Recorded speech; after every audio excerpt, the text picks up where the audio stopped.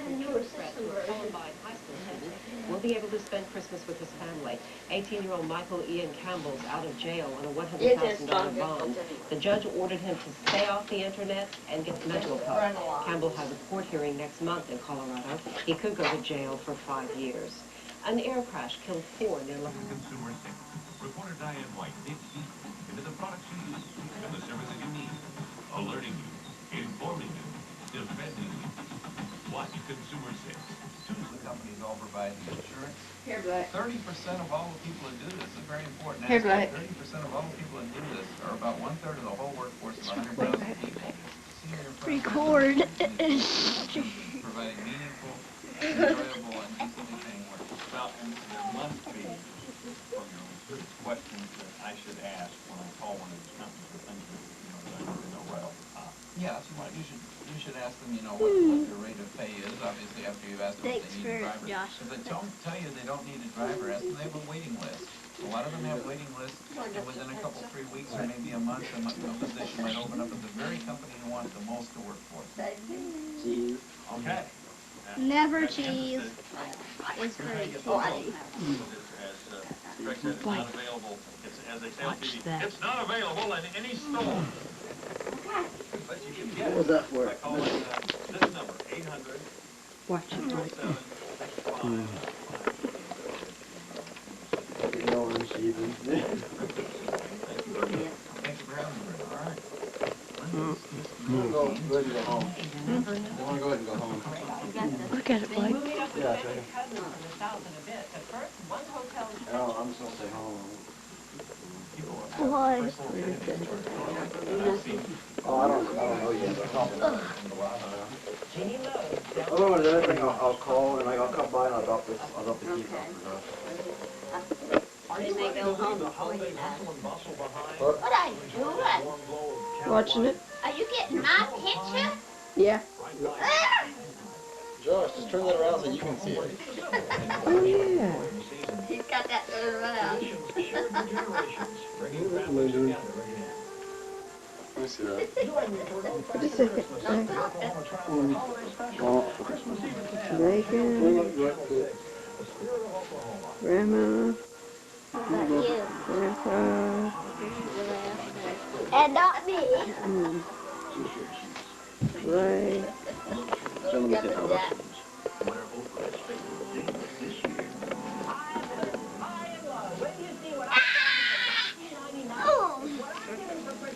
He's got the button. I'm not tired. Goody. Let's turn it off. Where is it? Can you close it? Does it turn? Through both of them, turn that one forward. Oh. No.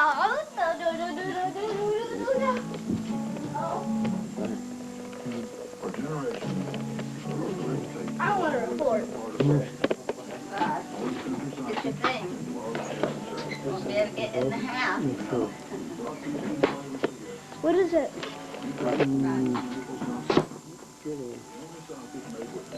Let's see this for a second. Does this have his name on it?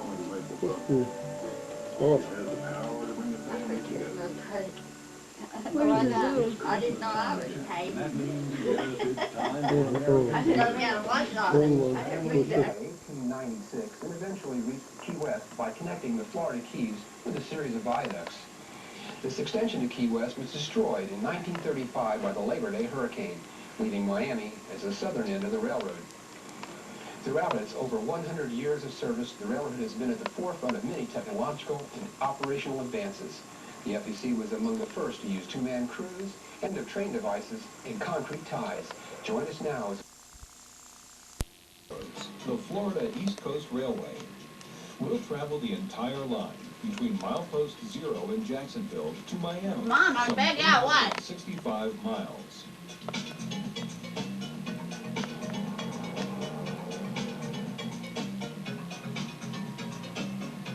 Oh my God. Anyway.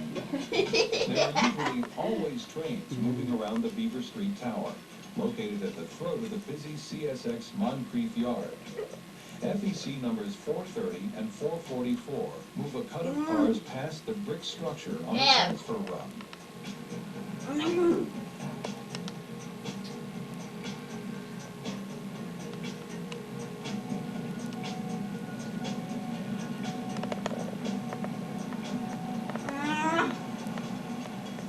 As the FEC transfer gets out of the way, a pair of CSX GE Wildcats move through the yard.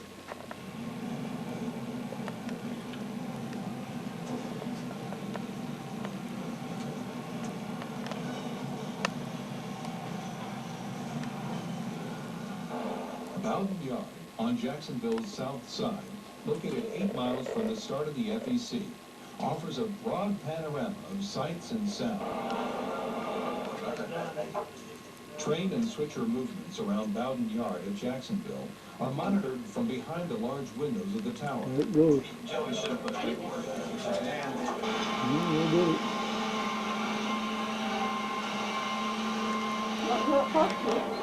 Yeah.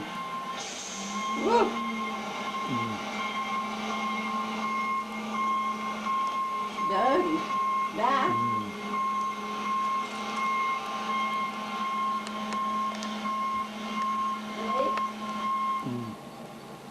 Away from the Jacksonville piggyback terminal, things are a bit quiet.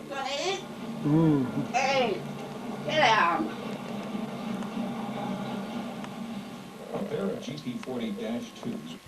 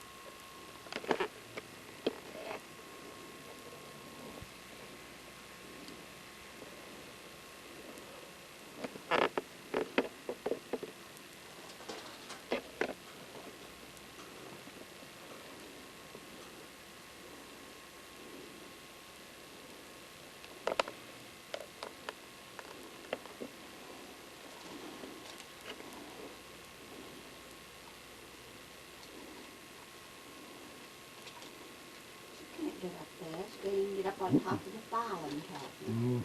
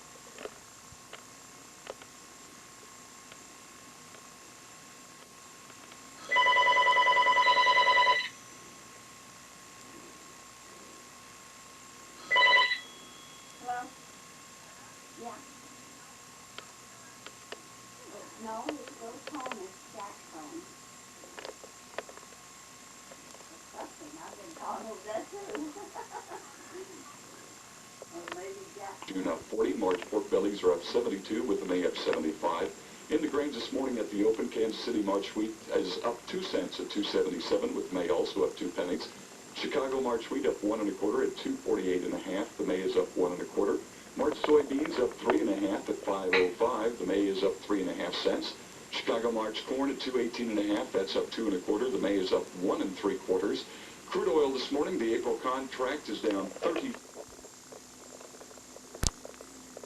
For me, yes, what I was thinking. Like I said, there we've got, I think we're They're waiting on Zach.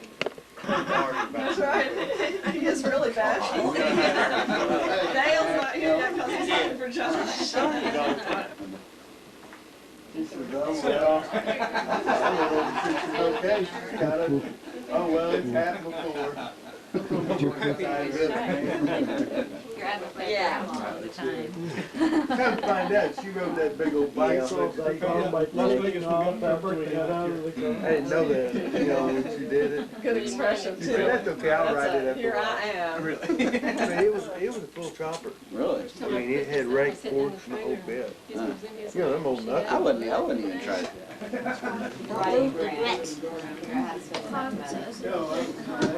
I wish I had that problem. Seems like I get it in this hand, it goes this hand, and it's gone. It don't matter if it's $1 or $100, it don't make no difference. It just kind of goes. Right. Don't you remember drawing that, or you just turn around? Does that need batteries, Josh? Probably just needs to pull out the little. Oh, yeah, it takes batteries. They got batteries. I got some in there. Yeah, definitely. She doesn't like chocolate either.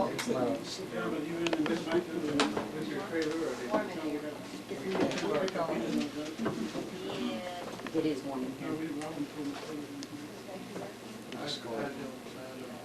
She's on spring break this year. What'd you say? I looked at it. What's it? Shredded hardwood. Yeah. It's the only place I've seen it. Now, see, you have these individual style windows.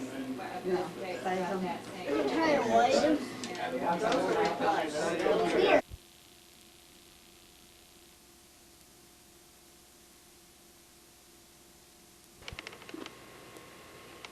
See?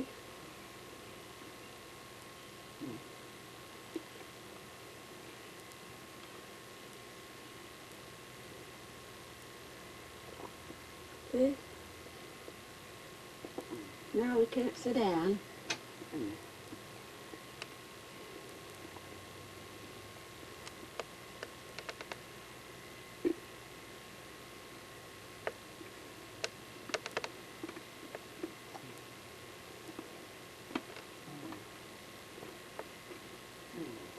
No, it's down on the ground.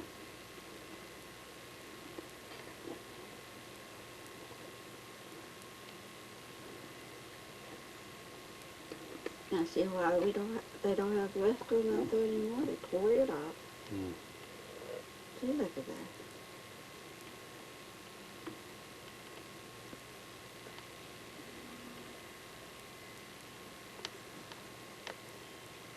Mainly that ballroom.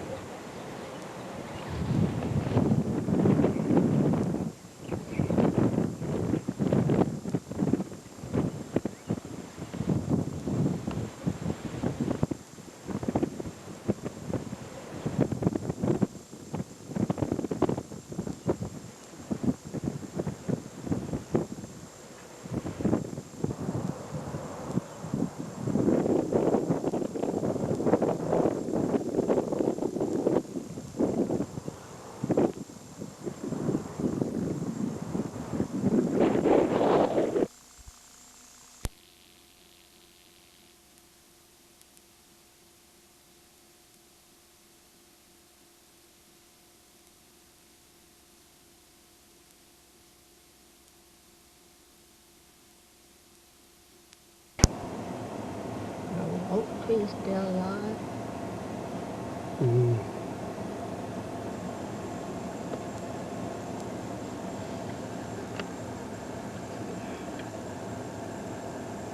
I used to live at that different house down there.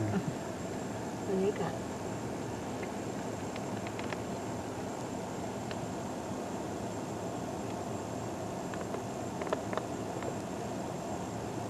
that's enough.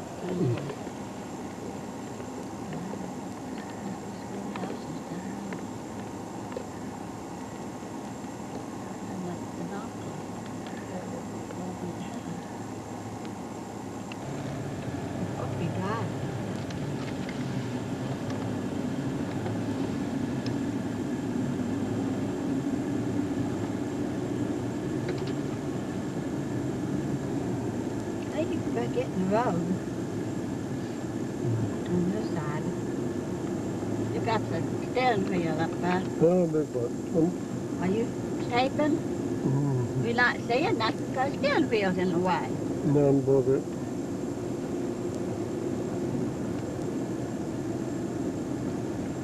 Okay, turn it off. I may go running back here. Turn it off. Getting nothing because you got it.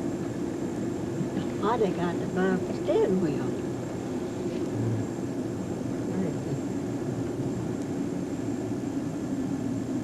Wait when this car coming. There's a big hole there. I can't believe this bridge is here.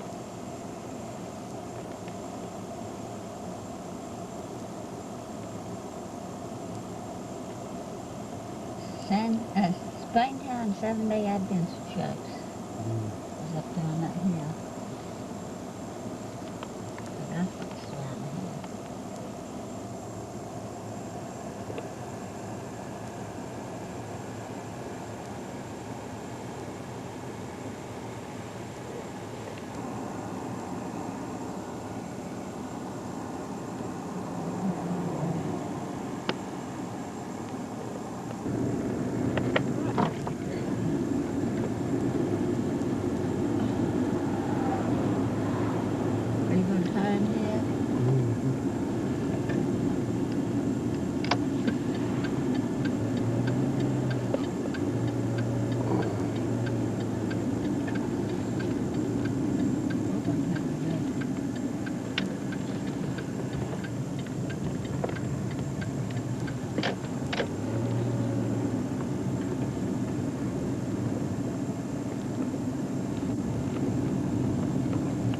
Down that street.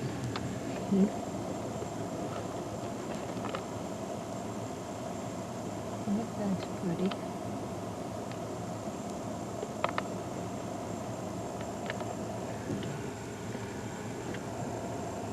Springtown Main Street.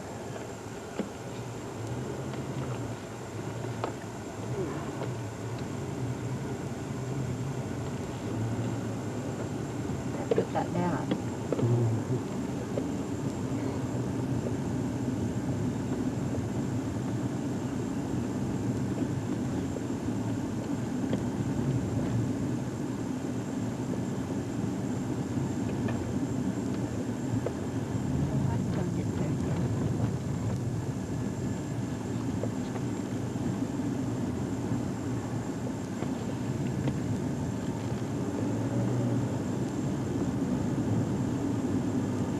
You're getting the sky, Raymond. You're getting the sky. What? Are you taking pictures? You're getting the sky. Not sure. You're not getting nothing. You can't even see over the hood.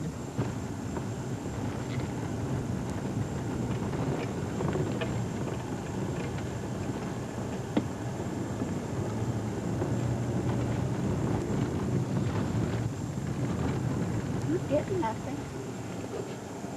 Yep. The redbud's pretty here. It's already gone. In Tulsa.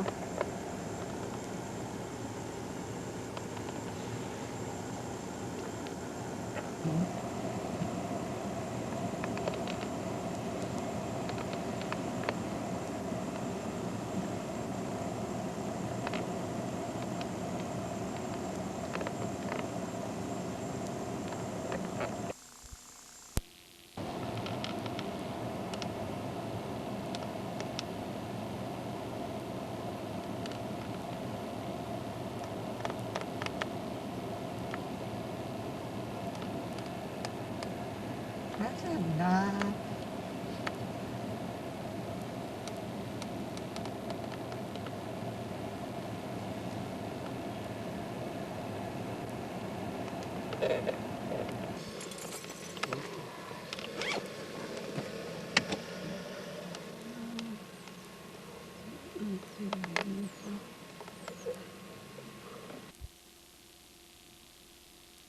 Continental Tapestry square flat table.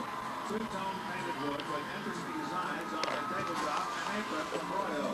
And a telephone from Advancing Submission Corporation. Members, I am seeking help you try to patent your idea and submit it to companies. Call 1-800. You got a dime in his first spin. 90 cents would be a thing of beauty. Well, how about 70? Go play something else. Time to play something else.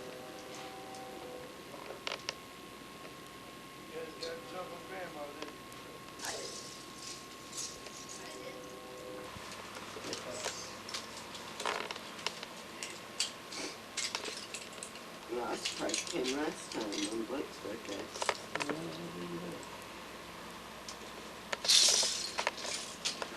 Hard when you're working weird hours.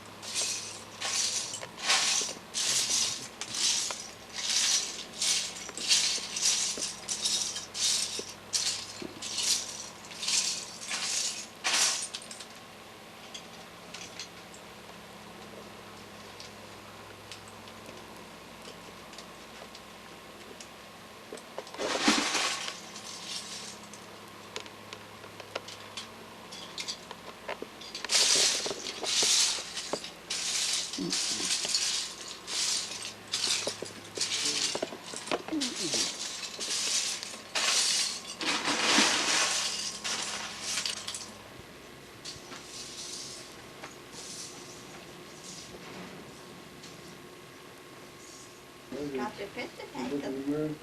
You look in the mirror.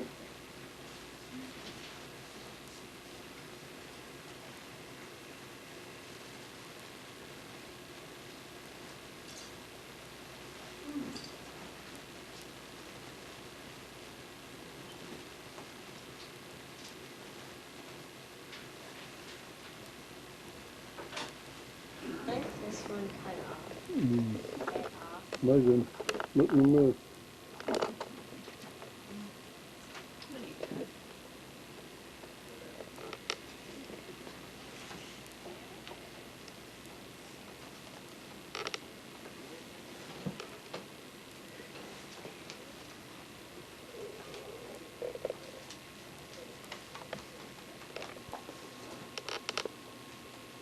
Look up here, cat.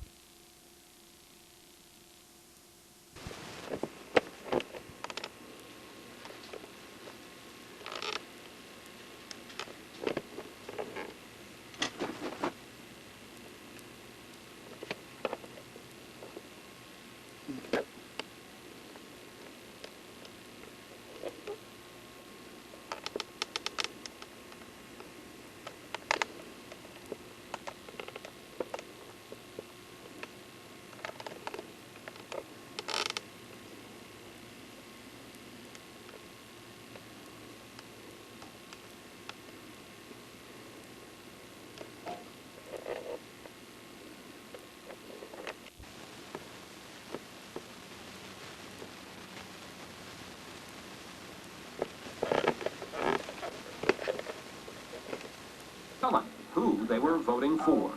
They punched the wrong hole because it was not lined up. As the complaints mounted 2 days ago, election supervisor Teresa Lepore tried to explain how voters should handle the ballot. Voters need to remember that they should punch the hole next to the arrow, next to the number, next to the name of the candidate they want to vote for. The Gore camp grew so concerned on Election Day that Vice Presidential candidate Joe Lieberman began calling radio talk shows in Palm Beach to educate people on how to vote correctly. But apparently there were still problems. Issue 1, the Buchanan vote. Reform Party candidate Pat Buchanan, whose punch hole on the ballot was just above Gore's, got 3,407 votes in Palm Beach County. That's 10 times more votes than there are registered Reform Party voters in the county. Any way that those could really be Buchanan supporters? No way. Not in the precincts in Palm Beach County in which he got votes. He got many votes in precincts that are 90% Jewish and 10% Italian. These people are not Pat Buchanan supporters. Issue 2. More than 19,000 ballots in Palm Beach County were thrown out because they had been punched twice. Democrats allege that voters were so confused that after punching one hole, they realized they had to punch another to vote for Gore, thus invalidating their ballot. The spectacle in Florida today was remarkable. Demonstrators in the street arguing that they had been cheated out of the rules are not public and the goals are unclear. Marlene Bastien has been an activist in the growing Haitian community for the past 15 years. Some of them stood in line for 2 hours trying to vote, and they were prevented from voting. She and her staff will depend on what happens there. But back at the Golden Lakes Village, the neighbors aren't amused. Look, I've been voting many, many years. I'm not a youngster. And this is the first time this has ever happened. So how seriously should these allegations be taken, and how seriously will they be taken? Well, there is a new twist in this now legal battle. Just tonight, a Florida Circuit Court judge ruled this evening that election officials in Palm Beach County cannot certify their vote there as final until Tuesday at the earliest, and that's when the court is going to hear a challenge to the ballots. Beach is illegal, not according to Jan Barron, our former general counsel for the Republican National Committee. I think the ballot is less confusing than what has been depicted on the television screen. But Mr. Barron, as I understand it, part of the allegation is that the ballot itself doesn't comply with Florida law. Do you think that's true? This butterfly device is very commonly used around the country and has been used in Florida in prior elections. And while that the punch holes had to be at the right of the names, they weren't. And that Mr. Gore's name should have been listed second. He wasn't. But even if this is true, should that be enough for a judge to order a new election? University of Miami law professor Patrick Goodrich has been working with the Gore campaign. The Supreme Court in Florida has been very clear, especially recently, that if something occurs in the conduct of an election that raises a doubt as to whether the official result actually represents the will of the voters. Statutes are similar. The Georgia courts do it all the time. So it's not as though it appears there is some fundamental barrier to holding new elections in Florida. It's just that the occasion hasn't presented itself. But they've never done it.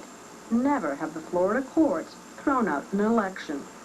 Steve Ufelder is a lawyer in Tallahassee and the past chief of the American Bar Association's Committee on Elections. He is also an active supporter of Governor George W. Bush. He sees it differently. I believe, having looked at the ballot and having looked at what was sent out to the voters in advance, that they have a very tough case, at least on that part of the arguments they're making. You know, there's no such thing as a perfect election. I don't think there's a perfect election anywhere in the country. And in fact, I understand in 1996, and I haven't looked at the exact number, but I hear there were 16,000 thrown out in the 96 election. Okay, let's try to analyze this as a best-case scenario from the vice president's point of view. Let's assume that the voter lawsuits go forward and that a judge orders a new election. Let's further assume that the appeals go all the way through the Florida Supreme Court and maybe even the U.S. Supreme Court. Now again, from the vice president's point of view, what happens then? Who sets up the new election and how? It would certainly be a murky area if the court were to declare a new election. I mean, what are the ground rules that would govern such an election? I mean, would it only be voters who voted the first time around who got to vote, or are those ground rules clear?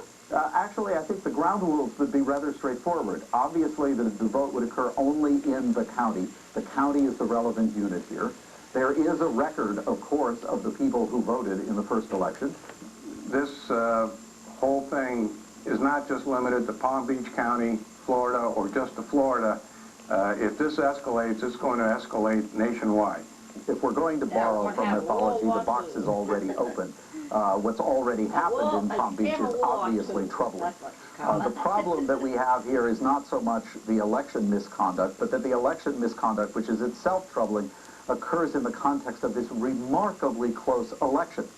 The only thing that all of the lawyers we spoke to today seemed able to agree on is that the fundamental constitutional system by which we elect the president, however flawed, is strong.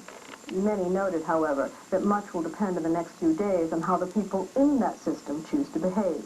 And that, like so much else, is unclear. Well, in this battle for the White House, both sides have brought in some big guns to defend their positions, and you'll recognize them. Two former secretaries of state down in Florida, one on each side. We'll talk to both of them when we come back. How long are you prepared for this to go on? Well, I think we need to have it go on long enough to get a full, fair, and accurate count, Diane. Chairman Bill Daley of the campaign is down here with me, and we're determined to try to make sure that the voice of the people of Florida is recognized and rendered here, but we don't have any desire to stretch it out. We're moving as rapidly as we can to try to reach a conclusion that reflects the will of the people of the state. But as we know, litigation takes a long time. So if on, say, December 17th, when the Electoral College meets, there's no decision, what do you think the country should do? Well, Diane, I don't think we need to get there. The process of the recount has been moving along, and they expected it to end today. It did not, but they're at least 4/5 of the way through. And it's interesting, isn't it, that the margin of Governor Bush over Al Gore has gone from about 1,700 down to 360, according to CNN. So things are moving. We've also asked for a hand count in contrast to a machine count in 4 counties. So things are moving along, and we're certainly going to do everything we can. But I want to get this clear. You're prepared for it to go on for weeks, for a month, for more? Yes, we're prepared to go on long enough to make sure that we get a full, fair, and accurate count. And I think that's what the people of the country want and deserve, Diane. The stakes here are so large that trying to rush to judgment would, I think, historically be a mistake. By whatever standard, this is certainly a historic moment. Governor Bush and his team are trying presumptively to crown themselves the victors. Do you think they've been presumptuous? Do you think, as some in the Gore campaign have alleged, they've been arrogant? I think we should have learned from last Tuesday night that jumping to conclusions about how this is going to come out is a disservice to everyone involved. So I would put it more on the hypothetical basis. If they try to move too rapidly to claim this victory and put their people in place, I think it's unnecessary, and I think it's not very helpful. Are you offended by the style? I don't want to put it in terms of taking personal offense. I just think it would be better if we both saw this process through and then moved to the transition. Both the candidates have been preparing for this for a long time. I think they'll be ready when the time comes, but what is most important now is to complete this process and to make sure there is a full, fair, and accurate count. And that certainly sounds like weeks, maybe months. You know, Charlie, I suppose it depends on how many recounts we're going to have. We counted votes on election night. We've now had a recount that no one has made any allegations of irregularities with respect to. We now understand there are requests from the Gore campaign for yet another recount. This is a very, very dangerous position, I think, to take, Charlie, in terms of our constitutional democracy. Mr. Secretary, do you feel, as a lot of us do, who watched the dueling news conferences today between the respective campaign managers on either side, that there was a definite escalation of rhetoric and that indeed things today began to get nasty? Charlie, I do feel that we are right at the cusp of having this thing spiral out of control. Because as I said before, we've had a vote, we've had a count, we've now had a recount with respect to which there are no charges of irregularity, and yet the other side is now saying we want yet another recount, third count of the same ballots. Well, now, suppose we just asked for one recount in those states where we're narrowly behind. Our process would be at risk. This is not good for our constitutional democracy, and we need to think about what this is going to cost us if there is an escalation, and there could well be, because neither campaign is going to just sit back and let itself be had, if you will. I think the overseas ballots traditionally have favored the Republican candidate. I think they're going to favor the Republican candidate in this case. I think we're going to end this recount, the one that's just ending now, with a very, very small margin of victory. But you know, in our democracy, Charlie, a win is a win, or at least it should be, and we should respect the will of the voters exercised pursuant to the rule of law. And we better not fall into this trap of beginning to contest our presidential elections to an extreme. Yes, it's fine to have a recount. We've had that recount. But we shouldn't be saying, well, we got to have more and we got to do this, or there'll be no reasonable end to the process. Well, we're in the process of the recount, and I look forward to talking to you again, Mr. Secretary. Thank you very much. For me, mistakenly. So what to do, Pat? What's the remedy, do you think, in fairness for this? There is none, Charlie. We got to now, because there's so much passion, so much is at stake, we got to follow the law. People made a mistake. There was no fraud here. That ballot was published. That ballot was agreed upon. That ballot's been used before, and they used it again. There is no remedy for that. It happened. It was done. And the proper thing to be done now is for Mr. Gore, if the count shows Mr. Bush won Florida by the number of votes cast and for whom they were cast, to do what Richard Nixon did in 1960 when the election was stolen from him. The Democratic Party stole that election, and Richard Nixon said, I'm not going to contest this thing in court. It's time for the Democratic Party to show the same sense of honor. But, Pat, that was 117,000 votes in 1960 that Kennedy won by.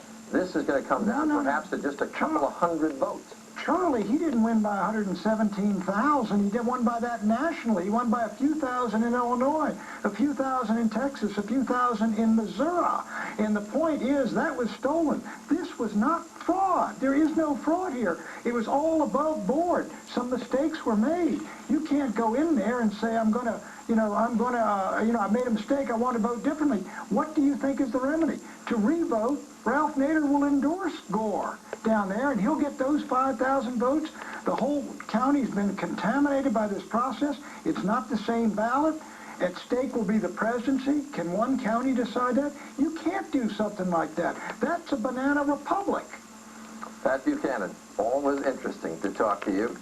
Thanks for being with us. Pleasure. Thank you, Charlie. You take care. Diane? Well, we thought one small constituency is really happy about what's happened, and they're the late-night talk show hosts.